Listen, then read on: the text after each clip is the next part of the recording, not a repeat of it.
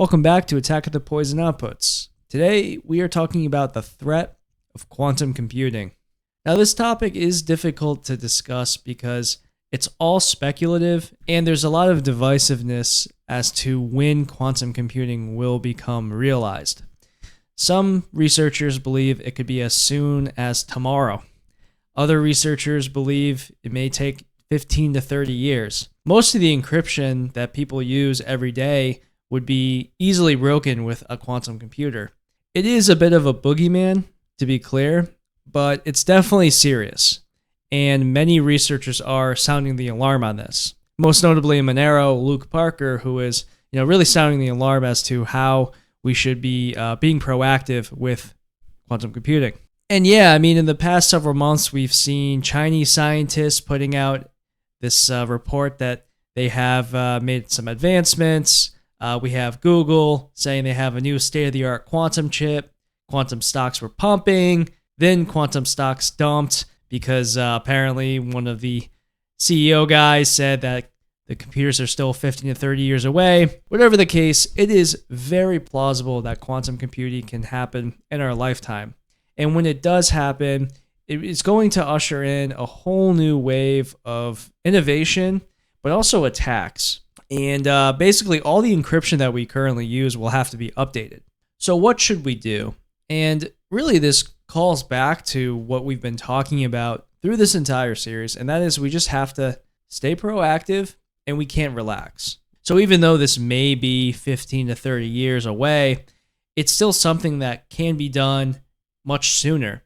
And right now you have to imagine like every nation state, most notably the United States and China, they're investing tons and tons of money to be able to do this, because the first country that is able to do this, it's like having a nuclear weapon, right? Because with this technology, you can, take over the world, whatever.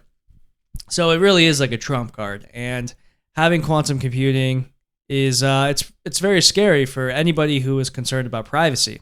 There's also a fear too that governments and companies are hoarding all of this data that's encrypted so that later on, when quantum computing comes, they'll be able to decrypt everything.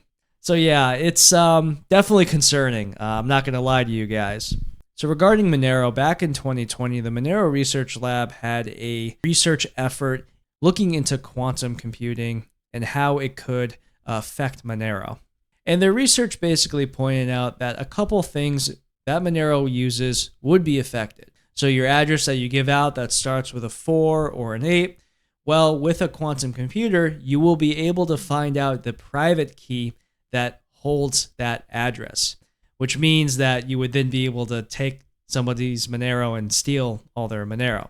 Obviously, that's not good. Another thing you can do is you could look at a ring signature and you can pick out which one of the spends is the real spend.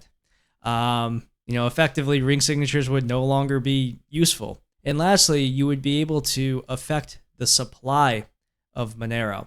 So essentially, you could print Monero out of the air and just print as much Monero as you want, and there's nothing that we can do to stop that.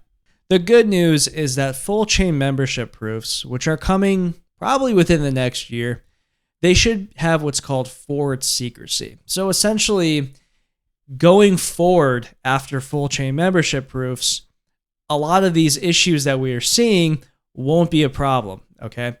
For example, ring signatures will no longer exist, so the idea that you can just decrypt a ring signature will no longer be applicable. Additionally, full chain membership proofs are going to pave the way to a new address scheme, and that address scheme called Carrot, which is being worked on, it is going to be built in a way that is quantum resistant. I'm not sure if it's going to launch quantum resistant or if it's eventually going to get to that point, but that's the goal in mind. The researchers working on Monero right now are well aware of this. Additionally, when it comes to the supply of Monero, we actually can right now put in a quantum resistant proof. However, this would just increase the transaction size, so it hasn't been done yet.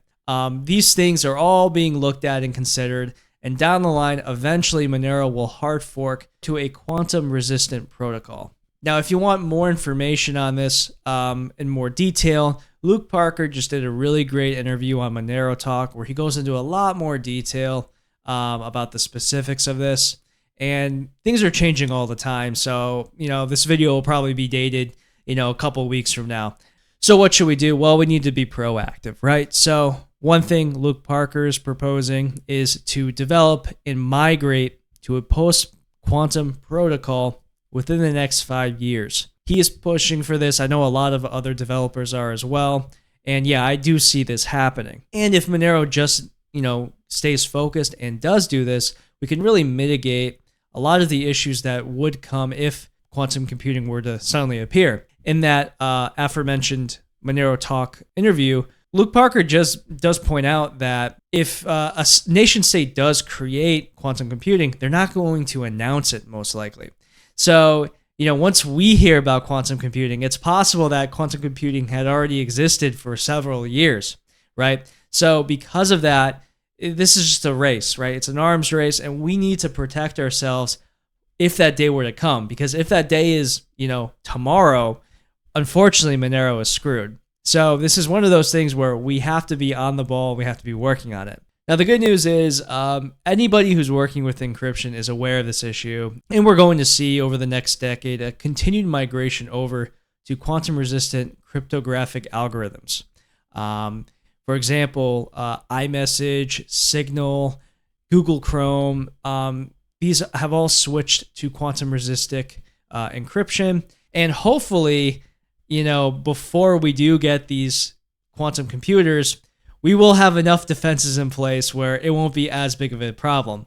Of course, privacy is a cat and mouse game, and with the development of quantum computing, we will have quantum computing defenses. And that will just be the new playing field, right? Monero is no different. So ideally, within the next 5 years, Monero does migrate and will be even more secure. And it's also interesting to think how other cryptocurrencies will fare with this. Like something with Bitcoin, for example, they don't like to hard fork. So yeah, I'm not sure how they're going to handle this problem. Something like Monero is pretty united with its hard forks, and I don't really see that being much of an issue once the time comes to hard fork, right? So we'll see how other cryptocurrencies, work with this problem. And I'm still learning about quantum resistant algorithms. It's fairly new to me as well. And this is just something we're going to have to stay on top of because it's only going to become crazier and crazier as technology continues to improve. So that's the video. I hope you guys enjoyed it. And as always, if you like the content, feel free to donate. Thanks.